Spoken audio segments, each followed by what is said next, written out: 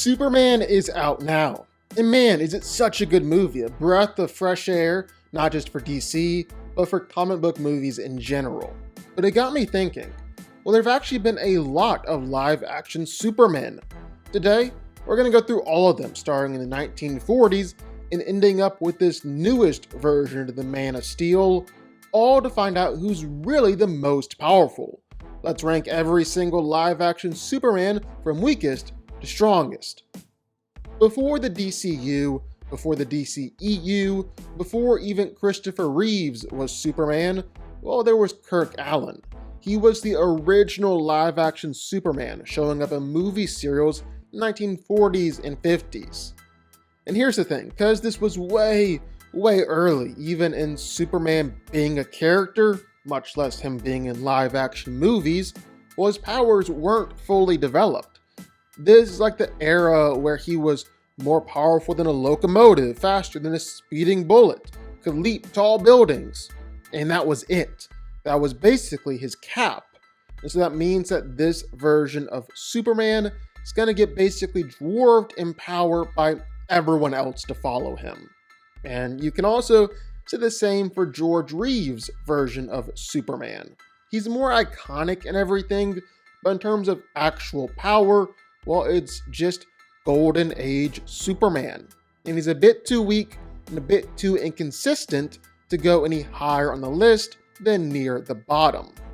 This is one of the weirder renditions of Superman, as it's still Clark Kent, but he goes by Superboy and he fights crime while attending college in Florida. Definitely one of the more out there versions of the character. But he's got some impressive power. More powerful than the other Supermans so far, like when Superboy was able to destroy an asteroid, although this did result in him getting amnesia. But the downside for Superboy is that he's just younger and more inexperienced.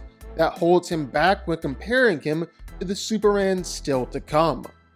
For the longest time, Nicolas Cage as Superman was one of the biggest what-ifs in comic book movie history, until we finally saw him in a cameo in The Flash. And he was battling the giant spiders that he was supposed to be fighting in Superman Lives. A few things here. One, he's an adult Superman, so he gets the edge over Superboy. And two, well, this is a more powerful and fleshed out version of Superman as opposed to the old movie serials. So that's why he's here. Though we've also only seen this version of Superman for like 10 seconds, so we can only get so high. I fully believe that Superman in the DCU is going to skyrocket up this list as the DC universe builds out, and I fully expect the DCU to build out, because Superman was awesome and David Cornsett as Superman was awesome. That being said, well, at this point in time, I think this is about as high as he can go. He's shown off some impressive feats, stopping falling buildings, he's resisted the pull of a black hole, and has shown off the ability to be creative and resourceful with his powers and abilities. It might hold Superman back a little bit, that he's constantly holding back and trying to save others in fights. But what's more Superman than stopping a fight to save a squirrel and a little girl? DCEU Superman really came out of the gate swinging, as even all the way back in Man of Steel, well, Superman was powerful enough to overcome a world-shaping and world-ending event by overpowering the force of the World Engine by basically sheer force of will. And not just that, but he doubled down, managed to resist the pull of the Phantom Zone, which was literally just a black hole.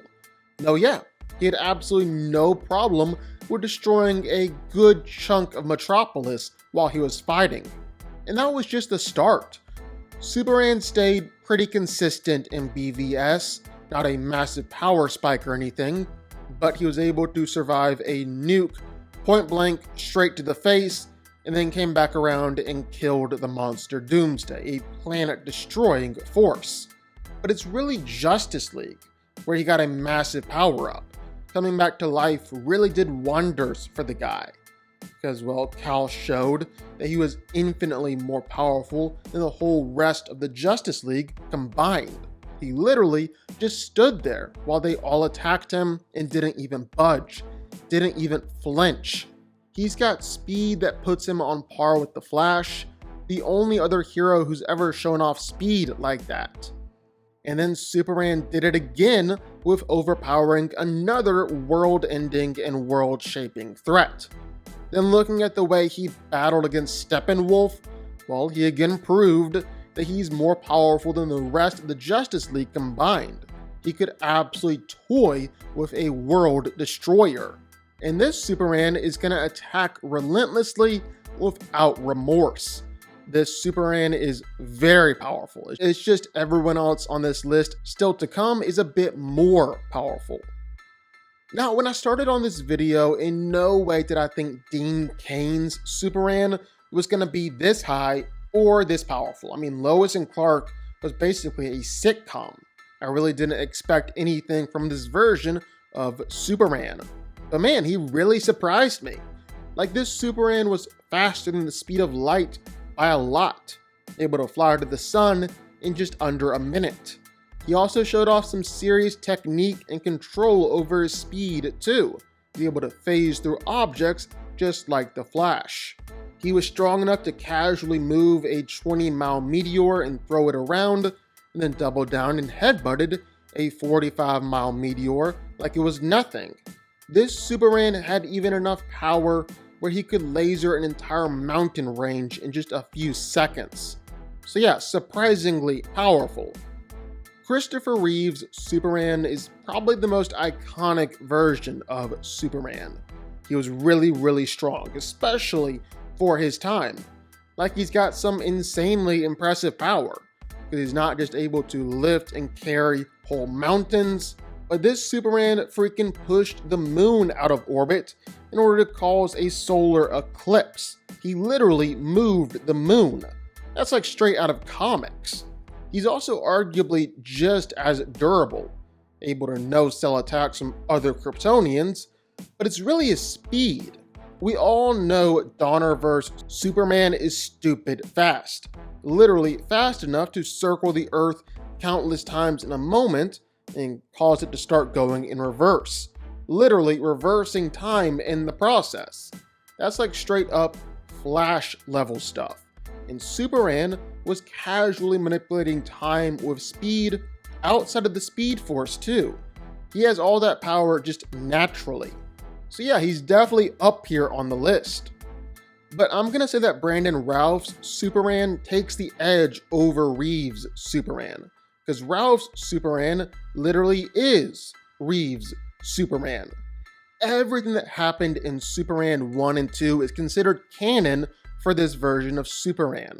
And even though that doesn't include him moving the moon out of orbit, I think it's really safe to say that Superman has that same strength, because it's literally the same Superman. What's able to give Brandon Routh the edge, though, is a few things. One, well, him lifting up an entire island made out of kryptonite is really impressive.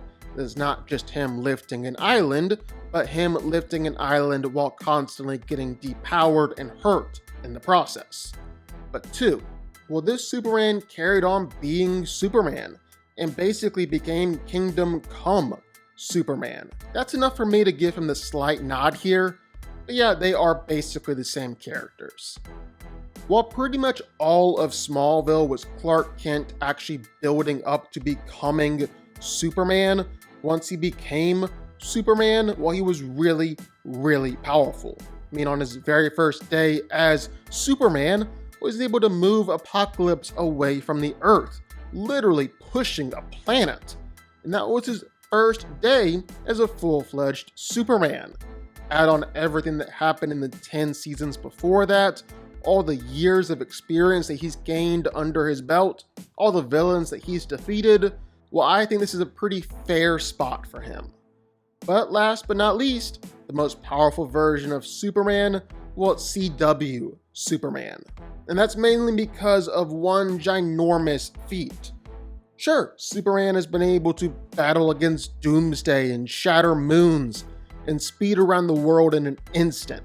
He's got a lot of similar feats to pretty much every other Superman on this list.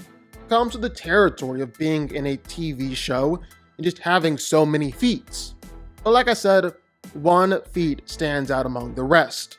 When Superman was supercharged and at his most powerful, well, he managed to split two worlds apart with just one punch. Actually, let me correct myself. He split apart two whole universes with his bare hands. This feat is right up there with comic book Superman. In my opinion, cements him as the most powerful live-action Superman that we've ever seen.